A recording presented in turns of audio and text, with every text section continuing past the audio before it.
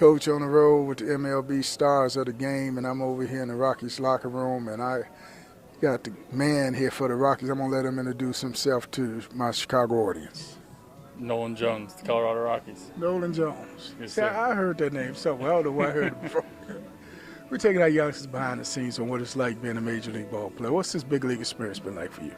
Yeah, it's amazing. Obviously, it's what I dreamed about my whole life, is being up here, getting a chance to compete at the top with the best players in the game, and it's a dream come true.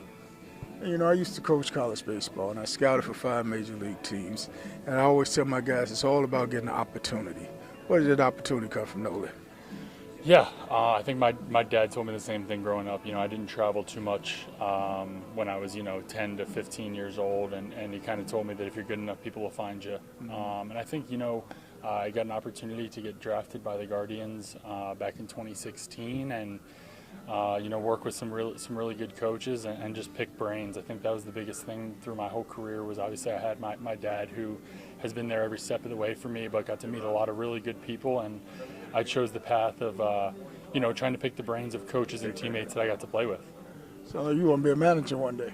I don't know about that.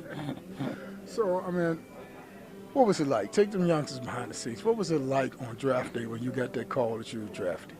Yeah, it was crazy. Obviously, 18-year-old kid, getting to hear your name picked in the MLB draft is a dream come true. I had my whole family and all my friends gathered together. We rented out a little restaurant, and we're watching it on TV. And I honestly didn't know what to expect going in. I thought I was going to go a little earlier than I did, and so it was a little nerve-wracking for me. But it was changed my life forever. So you had the watch party going. I did. I had the watch party going.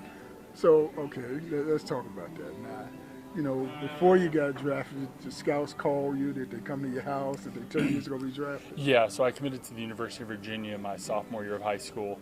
And then it kind of went quiet for a little bit, and then we started to have agents call us my junior year and had in-home agent meetings with about 10 different agencies. And then my senior year, we had every team come in, and they sit down with you for about 3 hours and tell you why their organization is the best. And so, yeah, I got to meet with all the teams and obviously pick my agent and then meet with the teams and kind of determine, who would have been a good fit for me. Sound like you was the man. No, I like to believe I'm the man always, but I think, I went 55th overall, so there were 54 players that got picked higher than me, so I think that's something I use as motivation. So, you was a second-round pick. Yes, sir. So, wait a minute now. First round, they call that the get paid round. Now, what we call the second round pick? The work really hard so you can get paid. So you can get paid later. Okay, so when you got drafted, you got that call. Then all of a sudden, kids think you guys get drafted and you off to the big leagues the next day. You got a rude awakening and realize, and it don't work like that. No, it does not work like that. Yeah, I spent my first season in Arizona. I got shipped off, 18-year-old kid, just graduated high school. So my senior summer, I got shipped off to Arizona, spent the summer in Arizona. Then the next year out of spring training, I didn't make the low A team, so I spent another 2 months in Arizona and then went to short season, and then I did that, and then I did low A, high A the next year, then high A, double A, and then the COVID year happened. Then I spent 21 and 22 both in AAA. I got called up to the big leagues in 22 at the end of the season.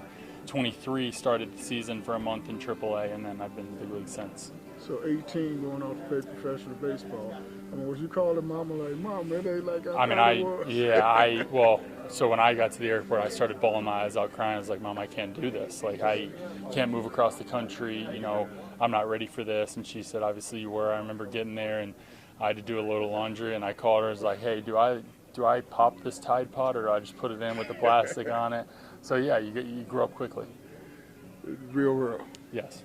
So, when you think about your experience as real world, what about the emotional roller coaster that you had to go through? Yeah, it's a grind. It still is. We're obviously playing at the highest level against the best in the world, but if you don't perform, you don't play. You don't have a job, So I think that it's real every day, but, when you're in the minor leagues, it's a lot harder because you're sitting on bus trips. Obviously, you're not getting paid as well, so you're...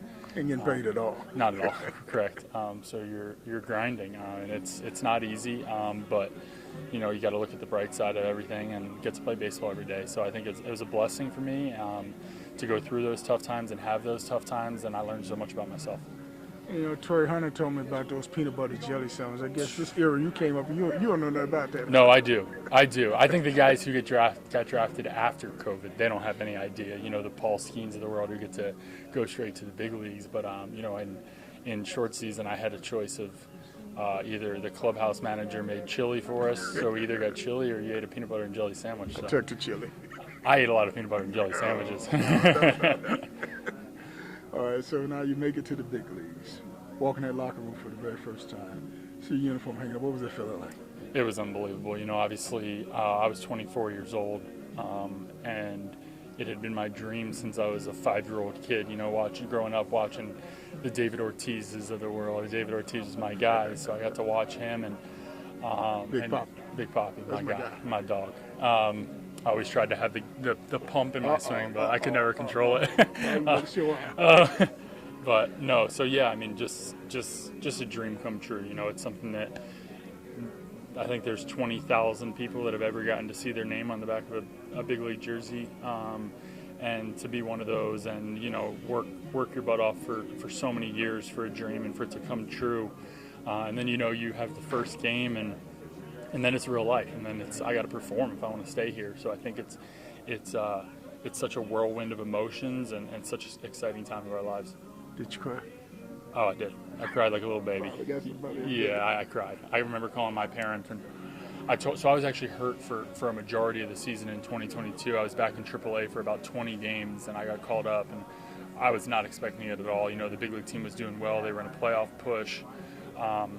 And I called my parents, and both my parents just started freaking out and crying. And I broke down. So it was one of the best days of my life. See, I'm close to this. We got something in common because you said Big Poppy was your guy. Yeah. Every time you see me, he say my main man. He called me his main man. Really? Coach on the road with the MLB stars of the game. Appreciate it. Absolutely. All right, thanks a lot. Yes, sir. League of Our Own 247.com. Baseball of the Future, a developmental baseball league that offers baseball players an outlet to continue playing baseball, including those which may have encountered academic hardship, been under-recruited, or may not have been afforded the opportunity to be a part of a high school or college team. This league is open to all, regardless of their ethnic background. www.aloo247.com. Click on the subscribe button and become a subscriber.